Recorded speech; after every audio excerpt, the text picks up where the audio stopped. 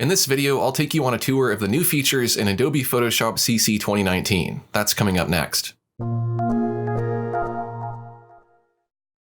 Thanks for joining me today. I'm Rutten, and it is my mission to help artists like you be more creative. That's why today we're going to be exploring the new features in Adobe Photoshop CC 2019. So let's go ahead and dive right in. So first, let me start by saying that if you upgraded to Adobe Photoshop 2019 and you happen to turn off Windows Ink in order to use pen pressure, you're going to have to reapply the fix that allows you to use WinTab instead of Windows Ink. I'll put a link to that video down in the description of this video. So the first thing you might notice is the color wheel up here in the top right is now the HSV triangle, which I prefer. This is found in Corel Painter and a lot of other applications. The orientation of the hue ring is a bit different. It has green here on the top and violet down here on the bottom. That's okay, it's not a big deal. I actually really like this particular way of choosing color, so I'm really glad to see that Photoshop has included it. And it's now built right into Photoshop, it's not a third-party plugin. So in order to enable this, you'll go to the top right subdialog of the color panel, and then you can choose color wheel. Now the advantage to using this is, for one, it makes it easier to choose color. You simply choose the hue that you want. Maybe you want a sky color like this, and then you can simultaneously choose the saturation and the value. So maybe I want a sky color like this, or maybe I want one like this. It also lets you see complementary colors. So for example, this blue here, directly across from it would be this yellowish area here, and these colors in this range here would be complementary to that blue. I'm not going to go deep into color theory in this video. You can check out my other videos on that. You also have your HSB sliders up here at the top for hue, saturation, and brightness or value. The next feature is the UI size preference. To get to that, we go to Edit, Preferences, and then we'll choose Interface. And here under Presentation, we could previously set the UI scaling if we wanted to, and we could also set the UI font size. The UI is the user interface. That's all of these buttons and labels and all of these panels. If you're using a really high resolution screen, then these labels and buttons might be too small, so this setting lets you enlarge those to fit your screen. We now have an option to scale UI to font, and if we check this, whenever we choose a size here for our font size, it's going to automatically link the UI scaling. So if we choose a bigger font size, our UI is going to be bigger. If we choose a smaller font size, our UI will be automatically sized smaller. And when you make a change, you'll have to restart Photoshop to see the effect. I have mine set to large, and so everything is large. It fits nicely on my Cintiq 27 QHD Touch. If I wanted to set it smaller, I could set it to tiny. We'll click on OK, we'll close Photoshop.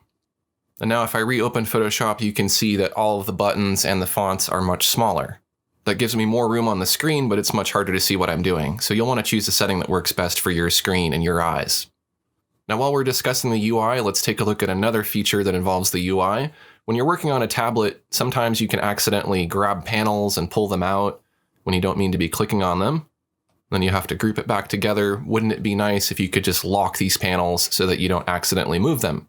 Well, now you can. You can go to Window, Workspace, and now there's a new option for Lock Workspace. Now I can't accidentally move these panels. They're locked. I can still switch between them. I can still make them bigger or smaller. I just can't accidentally drag panels out. If you want to unlock it, you just go back to Window, Workspace, and then unlock the workspace. Now let's move on to the next new feature. We'll go ahead and create a new canvas here. And I'll just choose 2560 by 1440. This fits nicely on my screen. I'm going to go ahead and select the brush tool so that I can paint. I'll select a nice black color here that I can paint with. And up here in the top in the properties bar, we'll go to Symmetry. And now we have the option to choose Radial or Mandala. Let's try Radial first. We can choose how many segments we want. We can go from 2 all the way up to 12. Let's just set it at 5. Now it creates some symmetry lines here. Now we can choose to transform this if we want to, or reposition it. I'm going to leave it right where it is. I'll just click on the check to commit. And now if I start drawing, you can see that it mirrors in symmetry. So if I wanted to, I could create a really cool spiral pattern, kind of like this. Now in order to manipulate these guides, I'll need to go to the Paths panel. Here's my radial symmetry. I can right click on that, and I can disable the symmetry path. That way I don't see it anymore, and I can draw freeform, or if I want to re-enable it, I'll just right-click on it and choose Make Symmetry Path, and now it's active again. If I want to delete that symmetry path, I can just click on the trash can to delete it, and now it's gone. I'll go ahead and clear that out, and let's go ahead and create a new layer here. Let's go back to our symmetry, and this time let's choose a mandala. I'll choose 5 for the segment count. Now you might think this looks exactly the same as radial. I'll select black and we'll draw on it with the brush tool, and you'll see that it mirrors a bit differently. Now the difference here is that when you're using mandala mode, it creates kind of a bilateral symmetry. So in between each of these slices here, it's going to mirror on both the left and right side. Separating those slices are these guides here.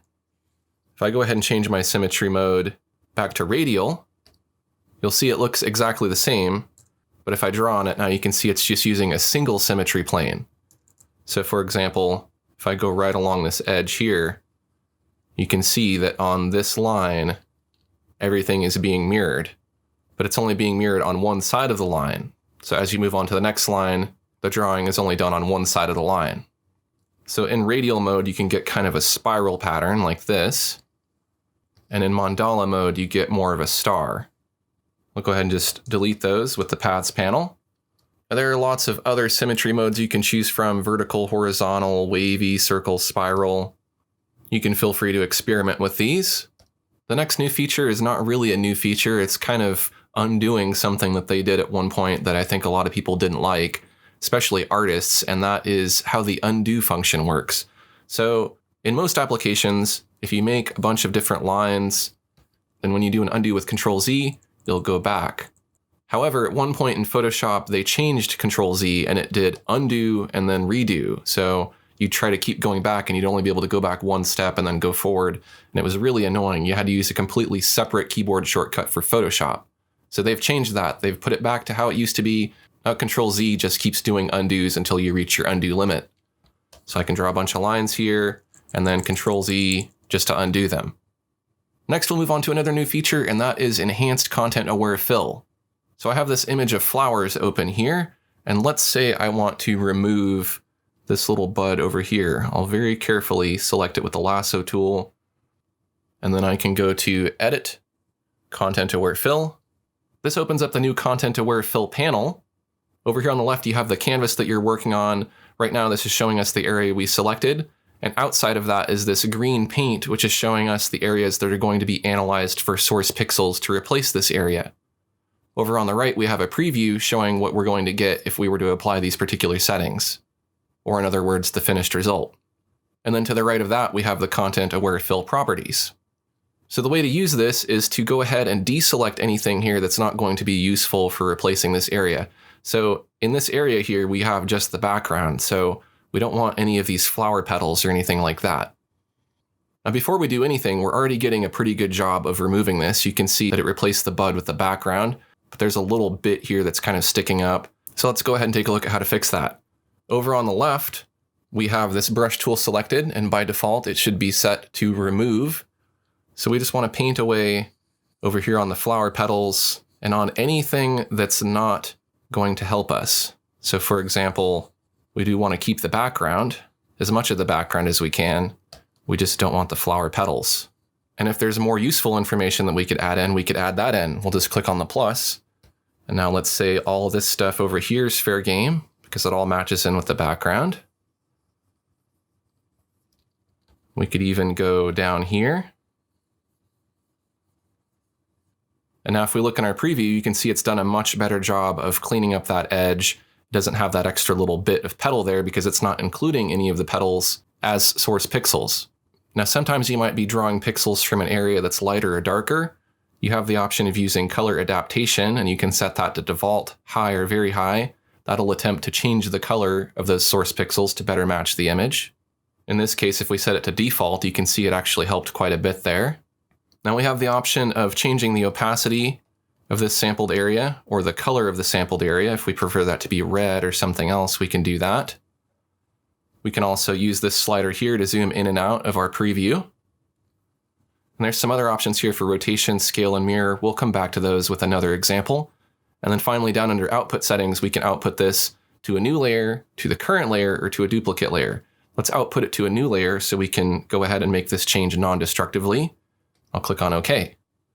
So now what this has done, if we look in our layers panel and we deselect with Control-D, we have this layer now that's basically just putting a patch on top of that area that we wanted to replace. So non-destructively, we've removed that little bit, but it's just a layer, so we can show and hide it. We could even take that layer and move it around or transform it or change the color of it. But this is really awesome. This is a huge improvement to content-aware fill. Let's take a look at another example of some of the enhancements to content-aware fill. I have this photograph of a leaf and it has a big chunk taken out of the side of it. Is there a way we can fix that? Let's find out. I'll go ahead and make a selection very carefully of this missing area.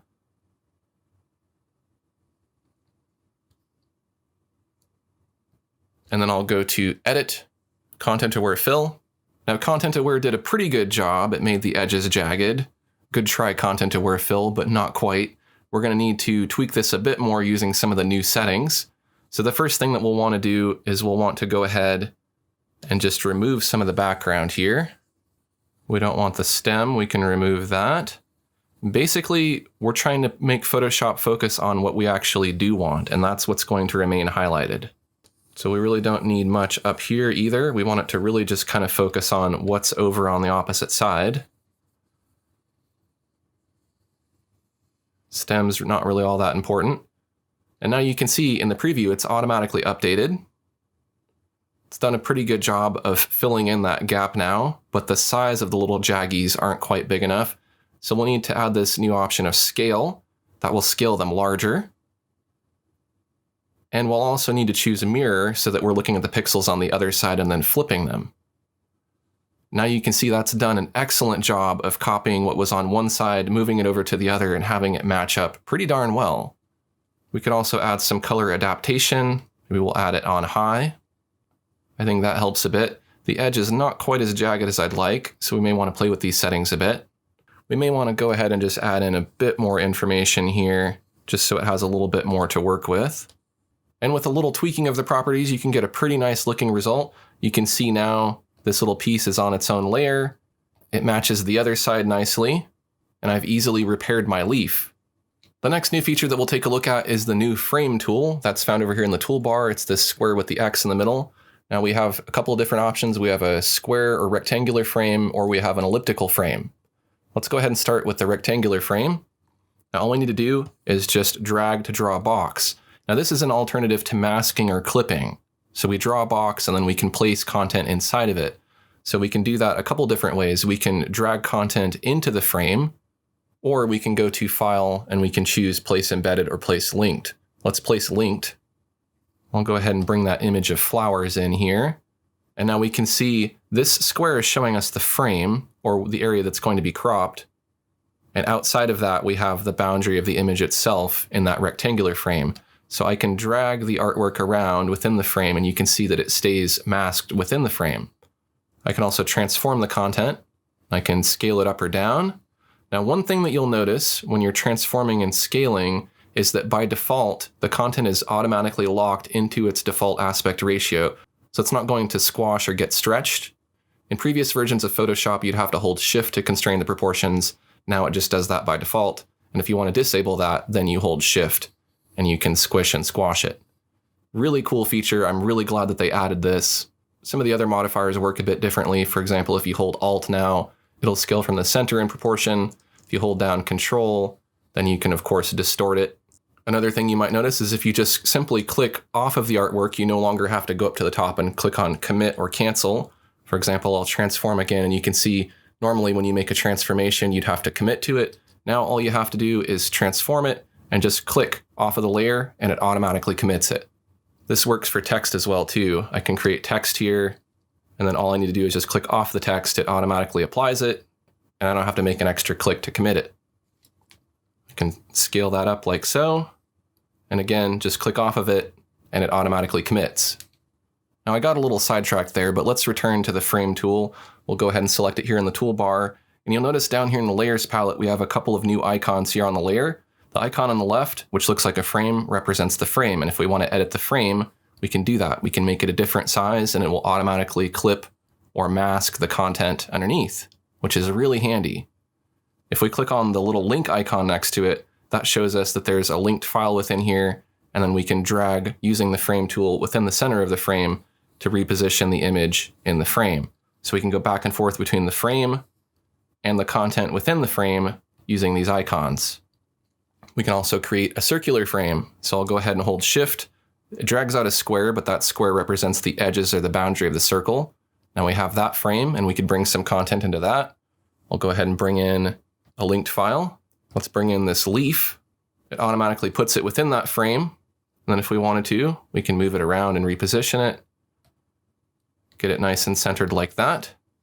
We can even nudge it with our arrow keys to make it absolutely perfect. Now, another thing that you would be doing with these frames in older versions of Photoshop is adding a stroke to them. That was kind of a nuisance to try to do it, but now with the frame tool, it's really quick and easy. We just need to go to the properties when we have a frame selected. And then here, there's an option for stroke. So we can add a stroke color, and we can increase the width of that stroke. We can have it be inside, outside, or center. And we can very easily put a border around a frame. And again, this is all dynamic.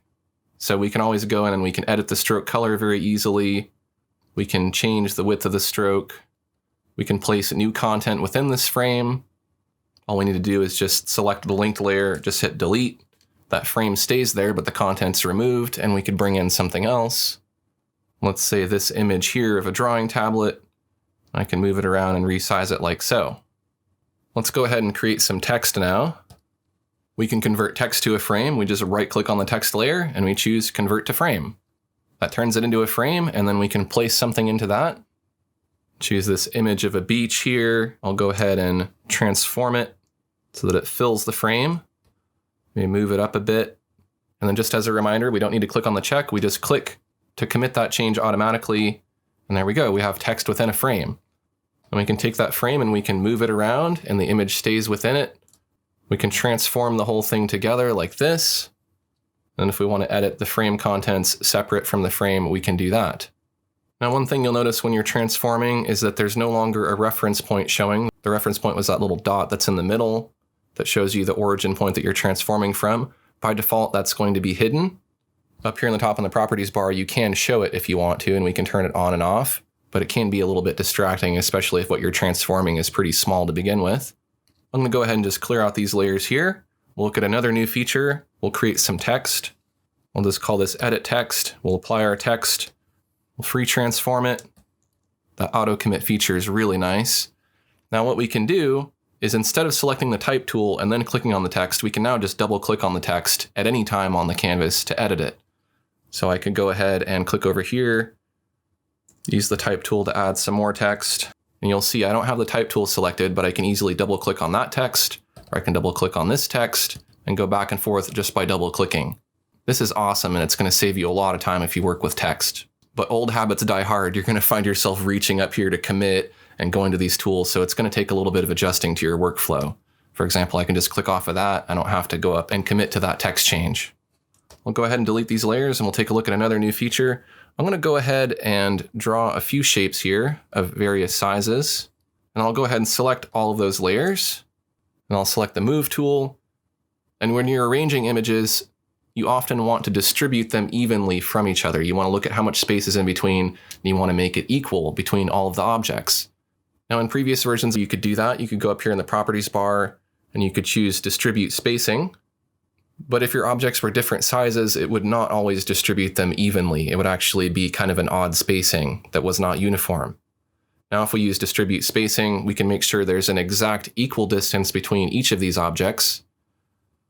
Let me make that more apparent here. If I move one way off to the side and another one in really close, we'll select them all, and we'll go ahead and distribute them again.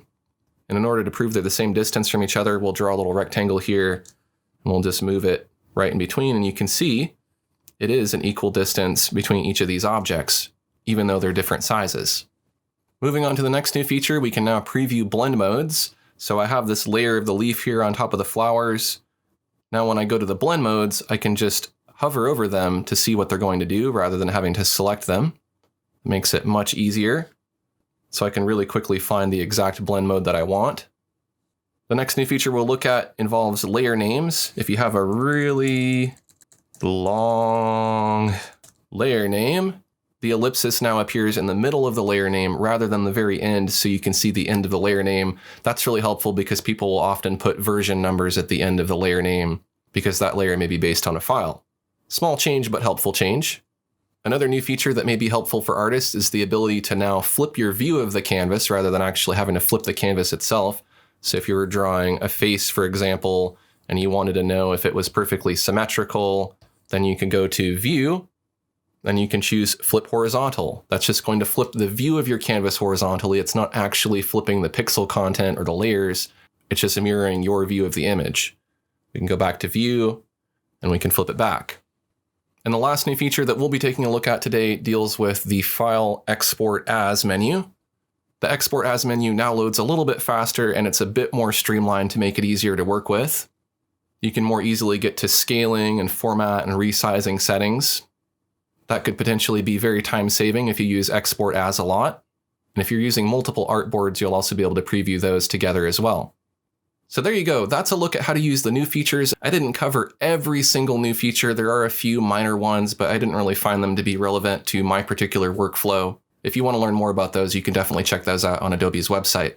If you like this video, take a quick second to click the like button. And if you're new to my channel and you'd like to see more Adobe Photoshop tutorials, make sure to subscribe and enable notifications using the bell icon. Thanks for watching, and I'll see you next time.